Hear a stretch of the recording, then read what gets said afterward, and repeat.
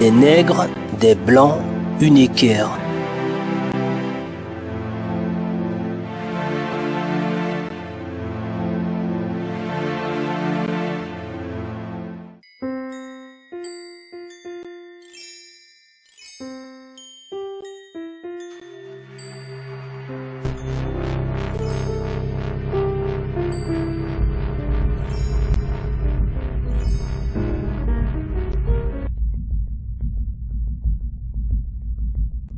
Au tout début, en Afrique, des nègres et des arabes capturaient d'autres nègres pour les vendre à des blancs.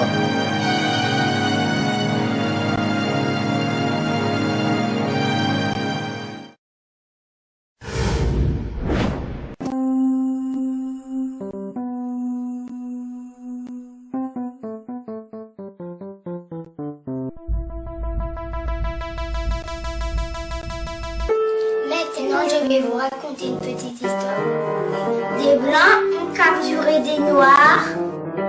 Des blancs ont fait des enfants avec des blancs. Des blancs ont fait des enfants avec des sauvages. Des noirs ont fait des enfants avec des noirs. Des noirs ont fait des enfants avec des indiens. Des noirs ont fait des enfants avec des chinois. Des blancs ont capturé des blancs.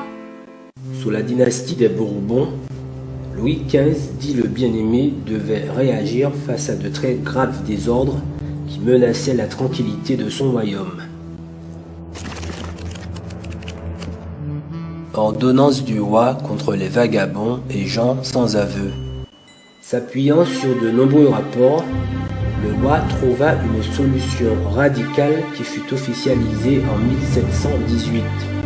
Il s'agissait principalement de débarrasser la France de tous ces gens indésirables appelés gens sans aveu et vagabonds.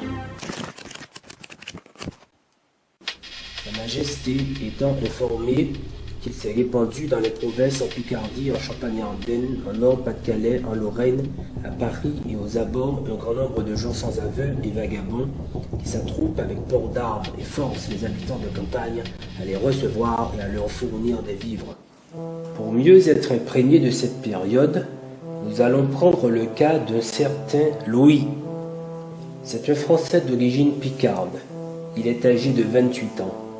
Après avoir commis un vol, on le dénonça devant un vassal de Sa Majesté. En janvier 1719, juste avant d'embarquer, Louis avait été informé par un garde que sa femme se livrait à la prostitution pour nourrir leurs 3 enfants. Louis fut déporté dans ce climat d'angoisse et de fatalité. Pourtant, quand Louis y songe, il ne s'agissait que de 2 pains et de 3 œufs dérobés chez un curé afin de nourrir sa famille. Apparemment, cet homme d'église très zélé préféra le dénoncer au lieu de trouver une solution moins radicale. À partir de cette ordonnance, de nombreux Français, des Belges et des Flamands furent capturés puis déportés dans les colonies. Comme un chien galeux, Louis fut jeté dans la cale de la frégate qui devait le conduire à la Martinique. Certains de ses compagnons de misère ne pouvaient plus se retenir à cause d'une angoisse qui les terrassait.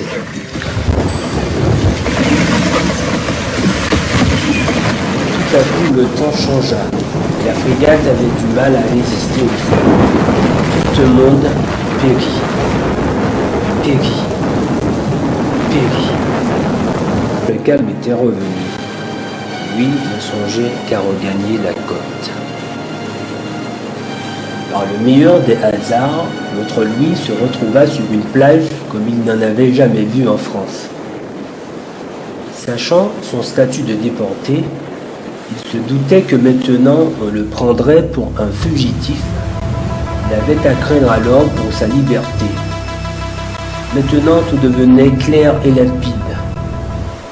Louis avait fini par admettre qu'il était devenu un esclave blanc au-dessous des autres blancs libres. Rétrospective. L'esclavage de l'homme blanc par l'homme blanc a commencé en juillet 1635 à la Martinique. Le père du Tertre a pu décrire les conditions de ces esclaves blancs.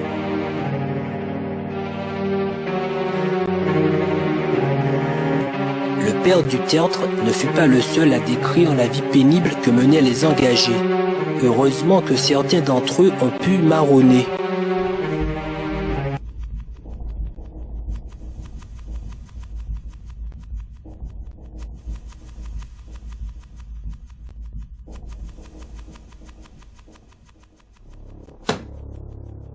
Il faut savoir que l'une des raisons de la traite blanche fut les conséquences de la famine de 1693.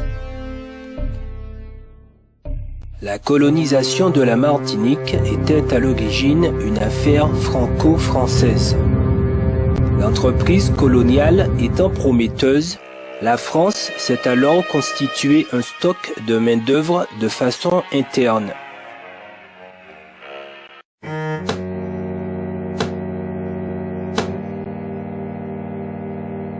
Oseriez-vous penser que tous ces blancs vagabonds et sans aveu ont fait fortune à la Martinique? Mais jamais, jamais. Il faut savoir que l'une des raisons de la traite blanche fut les conséquences de la famine de 1693. Isambert, devenu l'ami des Noirs, avait finalement plus d'estime pour ceux-ci que pour les petits blancs. La vérité est que ces petits blancs n'ont pas disparu dans la nature, ils se sont mélangés aux noirs. Les gènes de ces petits blancs se baladent dans les campagnes et dans les villes. Certains Martiniquais peuvent se faire une idée de leurs ancêtres blancs et d'autres ne le pourront peut-être jamais.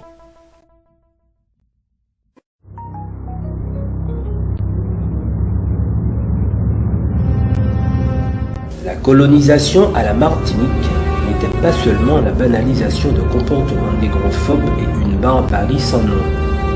Contrairement aux idées reçues, elle a commencé par la traite blanche qui devint officielle à partir de 1718.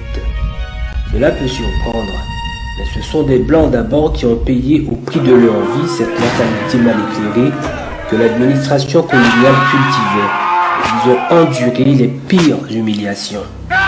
Grâce au bienfait de la vérité historique, nous comprenons leur rôle majeur dans cette partie du monde qui allait devenir une nouvelle nation composée de maîtres, d'esclaves et de libres, la colonie martiniquaise.